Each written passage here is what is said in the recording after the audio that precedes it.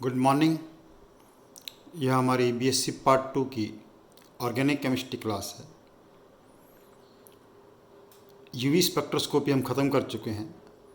उसके लिए बता दूं आपको कि यूवी स्पेक्ट्रोस्कोपी के मैंने पार्ट 1 से पार्ट 8 वीडियोस पोस्ट किए हैं आप लोगों के लिए।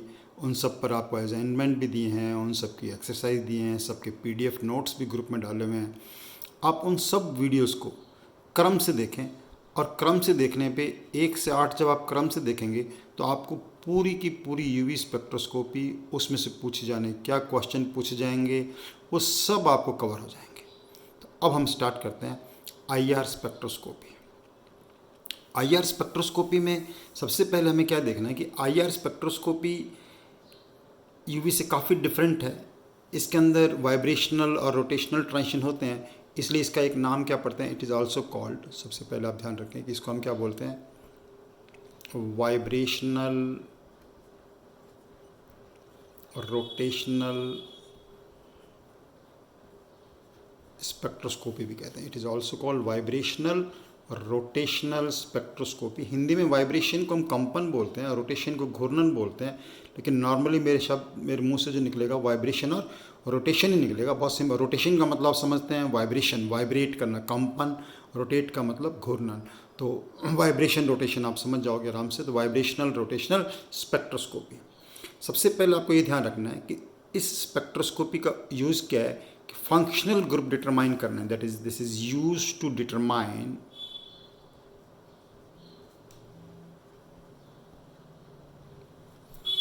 Functional group present in compound. क्रियात्मक समूह जो होते हैं उनको ज्ञात करने में ये काम आती है आईआर स्पेक्ट्रोस्कोपी हमारी। सबसे पहले मैं ये बताता हूँ आपको कि आईआर स्पेक्ट्रोस्कोपी जो है कौन से कंपाउंड दे सकते हैं, कौन से कंपाउंड नहीं दे सकते।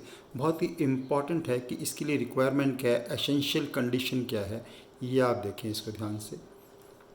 Essential condition, normal essential condition थोड़ा बाद में आती है बुक्स में इसमें लिखी हुई, लेकिन मैं शुरू में आपको बताना चाहता हूँ कि this is very important point about IR spectroscopy. IR spectroscopy काफ़ी इंपॉर्टेंट कंपाउंड है कि compound should have dipole moment. Compound का अपना एक डायपोल मोमेंट होना चाहिए। Compound should have dipole moment. अगर डायपोल मोमेंट कंपाउंड का नहीं है तो वो कंपाउंड क्या होंगे, आईआर इनएक्टिव हो जाएंगे। ये बहुत ही इंपॉर्टेंट पॉइंट है जो हमेशा आपको ध्यान रखना है। पहला एक इंपॉर्टेंट पॉइंट याद रखना है कि अगर उसका डायपोल मोमेंट नहीं है तो कंपाउंड क्या हो जाएंगे, इफ़ शॉर्ट में लिख लीजिए आप, no dipole moment compound will be IR inactive. IR inactive का मतलब वो आईआर स्पेक्ट्रा नहीं देंगे हमारे पास। ओके। दूसरी जो विशेष बात है जिससे हम पहचान करने में बहुत ही मदद मिलती है हमारे कंपाउंड की, कि कोई भी दो कंपाउंड हो उनका आईआर स्पेक्ट्रा सेम नहीं होगा। Two compounds will not show similar, same की बजाय मुझे लिखना चाहिए सिमिलर, बल्कि एक समान स्पेक्ट्रा ऑफ आईआर। दो सिमिलर कंपाउंड्स जो हैं, दो अलग अलग कंपाउंड जो हैं वो सिमिलर आईआर स्पेक्ट्रा कभी भी शो नहीं करेंगे। हालांकि इसके अंदर एक्सेप्शन आप ध्यान रख सकते हैं, एक्सेप्ट एनेंशियमर, यानी एनेंशियमर की पहचान करना नहीं कर पाते इससे हम। एनेंशियमर क्या है, ये स्टीरियोकेमिस्ट्री में आपने पढ़ा हुआ है। Compounds which are mirror image of each other but not superimposable are called enantiomer. उनको हम एनेंशियमर कहते हैं। तो एनेंशियमर जो है उसकी पहचान जो हम इससे नहीं कर पाते हैं। तो ये एक इम्पॉर्टेंट बात बताया शुरू में हमने कि कौन से कंपाउंड आईआर एक्टिव होंगे और कौन से कंपाउंड आईआर इनएक्टिव होंगे। उसके बाद सबसे पहले देखते हैं कि इसके लिए जो आईआर रेंज क्या होती है। ये बहुत ही इम्पॉर्टेंट पॉइंट आपके लिए समझने के लिए। जैसे आपने रेंज देखी थी यूवी में। ओके। अब हम बताते हैं कि आईआर रेंज जो है वो क्या होती है। आईआर रेंज को बेसिकली क्या किया हमने, 3 भागों में बांट दिया। तो उसके अकॉर्डिंग चलो मैं बताता हूँ, ऐसे बना के बता देते हैं। आईआर रीजन, जितना भी पूरा आईआर रीजन है उसको हम कितने भागों में बांट देते हैं, 3 भागों में बांट देते हैं। इसको 3 प्रॉपर इक्वली पार्ट में डिवाइड कर लेता हूँ। 1 पार्ट, 2 पार्ट और 3 पार्ट। ये डिवीज़न कैसे किया हमने, क्या बोलते हैं इसको, ये तो अपना मेन आई आर रीजन, उससे पहले हमारे पास क्या आ जाएगा नियर आई आर, और उसके बाद क्या आ जाएगा हमारे पास far I R region, near I R और फार आई आर। अब आपको बताओ जी क्या वेवलेंथ रेंज होती है इसकी, कि ये इसकी जो वेवलेंथ रेंज है कितने से होती है 0.8 माइक्रोन टू 2.5 माइक्रोन क्या कहलाता है नहीं। और मेन आई आर रीजन कितना होता है 2.5 टू 15 माइक्रोन, और ये जो फार आई आर है कहाँ तक चलता है 200 माइक्रोन तक चलता है। इसके बाद आपको पता क्या आया था, फिर यू वी आया था, और फिर क्या आया था हमारे पास 200 टू 400, 400 टू 800 क्या आ जाएगा हमारे पास विजिबल रीजन आ जाता है। एनीवे वो आप पढ़ चुके हैं पहले से ही। तो ये माइक्रोन रेंज, माइक्रो का मतलब आपको पता होता है 10⁻⁻⁶। ये क्या देख रहे हैं आप इस साइड में, कि इस साइड में हमारे पास वेवलेंथ क्या हो रही है, इंक्रीज हो रही है, और वेवलेंथ इंक्रीज के साथ साथ लेकिन एनर्जी क्या होती जाएगी डिक्रीज। ये आपको अच्छी तरह बता चुका हूँ, काफ़ी क्वेश्चन आपने किए हैं इसके ऊपर, एनर्जी डिक्रीजेस। ओके, ये तो अपने को बात पता चल गई, वेवलेंथ इंक्रीज हो रही है और एनर्जी क्या हो रही है डिक्रीज। आपको पता है एनर्जी का फार्मूला क्या होता है, you know energy is equal to H nu is equal to H C upon lambda, यानी लैम्डा जितना ज़्यादा होगा एनर्जी उतनी कम होगी, लैम्डा कम होगा एनर्जी उतनी ही ज़्यादा होगी। ये सब ये रीज़न आपको बहुत अच्छे से पता चाहिए। ये जो मेन रीजन है इसका, जो आई आर का 2.5 टू 15 माइक्रो रीजन जो होता है, इसको हम कौन से रीजन बोलते हैं डायग्नोस्टिक रीजन। डायग्नोस्टिक का मतलब यहाँ ये मेन रीजन है जहाँ हम कंपाउंड के फंक्शनल ग्रुप की जो क्या कर सकते हैं पहचान कर सकते हैं यहाँ से। लेकिन एक इम्पॉर्टेंट जो चीज़ क्या है कि I R spectra we express in terms of wave number. आपको रिलेशन मैंने बताया था शुरू में, जो पहले लेक्चर में सारे रिलेशन बताए थे मैंने, तो बहुत ही इंपॉर्टेंट पॉइंट है ये कि I R spectra are expressed in terms of wave number. Wave number का सिंबल होता है ये, यानी आई आर स्पेक्ट्रा में जो हमारे पास वैल्यूज़ आएंगी वो किसके अंदर टर्म्स में आएंगी, वेव नंबर में आएंगी। और वेव नंबर हम सबके लिए कैलकुलेट कर सकते हैं, मैं बताता हूँ। जैसे मान लो हमने वेव नंबर कैलकुलेट करना है फॉर 0.8 माइक्रोन के लिए, हम चाहते हैं कि वेव नंबर कैलकुलेट करना है, ठीक है। इसके लिए तो आपको पता है कि वेव नंबर का फार्मूला क्या हो जाएगा, wave number is just reciprocal of wavelength. Simple है, वेव नंबर क्या होगा रेसिप्रोकल ऑफ वेवलेंथ। तो रेसिप्रोकल ऑफ वेवलेंथ जब हम कैलकुलेट करेंगे, मान लो 0.8 माइक्रोन के लिए कैलकुलेट करना है, इट विल बी 1/0.8 माइक्रोन का मतलब क्या हो गया 10⁻⁻6 मीटर, 10⁻⁻6 मीटर। और मैं अगर सेंटीमीटर में लिखना चाहूँ तो क्या लिख दूँगा 10⁻⁻4 सेंटीमीटर। 10⁻⁻4 इसको जब मैं सॉल्व करूँगा तो ऊपर कितने आ जाएंगे हमारे पास 1 2 3 4 और एक 5 आ गया, और नीचे क्या आ गया 8।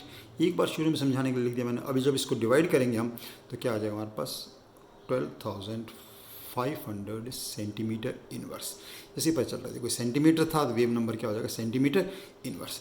यानी ये जो वैल्यू आई 12,500 सेंटीमीटर इनवर्स, यानी वेव नंबर के टर्म में अगर हम रीजन लिखना चाहें तो 0.8 माइक्रोन जो है किसको करस्पॉन्ड करेगा, वेव नंबर के टर्म में अगर रीजन लिखना चाहें तो किसके बराबर आएगा 12,500 सेंटीमीटर इनवर्स। 12,500 सेंटीमीटर 12,500, ये 12,500 सेंटीमीटर इनवर्स। ओके, अब सिमिलरली हम क्या कर सकते हैं, जैसे मैंने आप 0.8 माइक्रोन को वेव नंबर में कैलकुलेट करना बताया है, आप सबको कैलकुलेट कर सकते हैं। जैसे मान लो हमारे पास है 2.5 माइक्रोन, इसको कैलकुलेट करना है वेव नंबर में, तो it will be 1 wave number लिखने रहा, डायरेक्ट लिख रहा हूँ मैं आप इसके लिए, कितना जाएगा 2.5 इंटू 10⁻⁻4 सेंटीमीटर। जब इसको सॉल्व करेंगे ऊपर डिवाइड करके तो कितना आ जाएगा आपके पास 4,000 सेंटीमीटर इनवर्स। 4,000 सेंटीमीटर इनवर्स, इसका मतलब है ये जो रेंज आ गई हमारे पास 12,500 सेंटीमीटर इनवर्स से ये जो वैल्यू आ गई कितनी आ जाएगी 4,000 सेंटीमीटर इनवर्स आ गया जी। ओके, इसी प्रकार हम सबके लिए सॉल्व कर सकते हैं। जैसे मान लो हमने सॉल्व किया 15 माइक्रोन के लिए, तो 15 माइक्रोन के लिए जब सॉल्व करेंगे तो वेव नंबर की वैल्यू क्या आ जाएगी 1/15 into 10⁻⁻4 and you solve it, you will get 667 centimetre inverse, यानी ये जो रेंज आ गई हमारे पास कितनी आ जाएगी 667 सेंटीमीटर इनवर्स। एंड सिमिलरली हमारे पास कितना आ गया लास्ट 200, तो फॉर 200 माइक्रोन वेव नंबर कितना आ जाएगा 1/200 इंटू 10⁻⁴।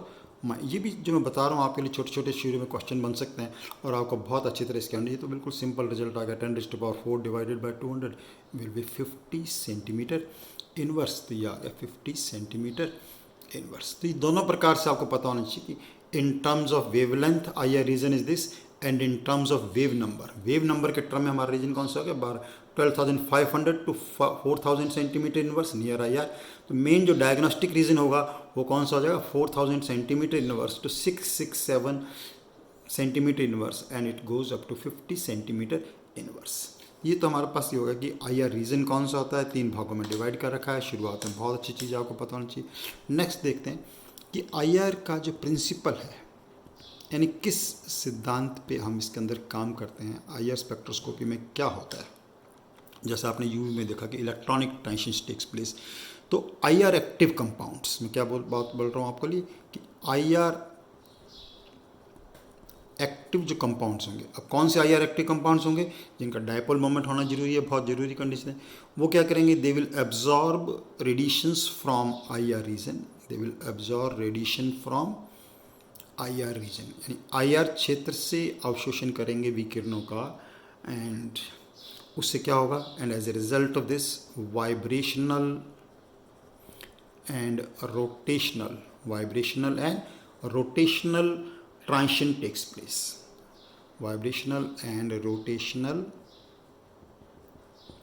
Transition take place. आप लिख सकते हैं आराम से इसको कि I R active compounds will absorb radiations from I R region and vibrational and rotational transition takes place, ठीक है, on which is characteristic of a functional group. वो क्या होगा, एक क्रियात्मक समूह के लिए निश्चित होगा, ठीक है।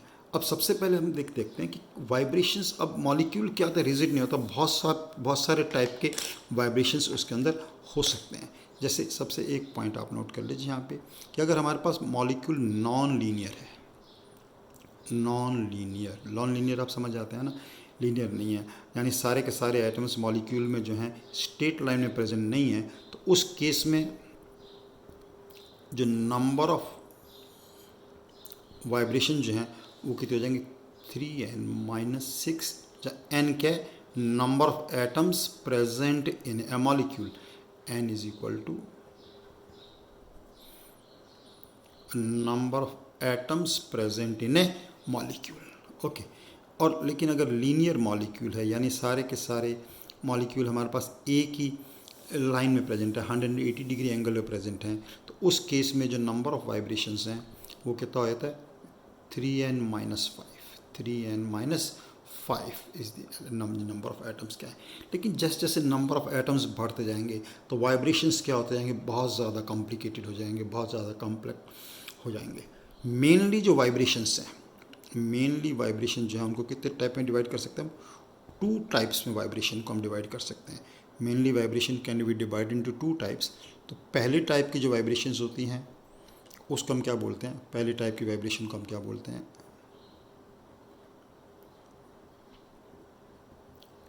Stretching vibrations. और नंबर 2 दूसरे टाइप की वाइब्रेशंस जो होती हैं उनको हम क्या बोलते हैं, बेंडिंग वाइब्रेशंस। स्ट्रेचिंग से वर्ड स्ट्रेच से बना मॉलिक्यूल, स्ट्रेच जैसे स्प्रिंग में स्ट्रेच होता है, उसी एग्जांपल लेकर एक्सप्लेन की जाती है स्ट्रेचिंग। तो वाइब्रेशन 2 टाइप के होते हैं, स्ट्रेचिंग और बेंडिंग। स्ट्रेचिंग वाइब्रेशन वापस फिर 2 टाइप की हो जाती है। 2 टाइप की कौन सी होती है स्ट्रेचिंग वाइब्रेशन, एक तो हो जाती है सिमेट्रिक और एक कौन सी हो जाती है हमारे पास एसिमेट्रिक। यानी जो स्ट्रेचिंग है वो कौन सी टाइप की होगी, सिमेट्रिक एंड एसिमेट्रिक वाइब्रेशन। और बेंडिंग वाइब्रेशन को हम कैसे डिवाइड कर सकते हैं, बेंडिंग जो वाइब्रेशंस हैं मेनली 4 टाइप्स की होती हैं। 4 टाइप की नॉर्मल इंग्लिश के टर्म्स इनके नाम बन गए हैं। जैसे एक होती है सीजरिंग, सीजर वर्ड से बना है, सीजर किसको बोलते हैं हम, कैंची को, सीजरिंग, रॉकिंग,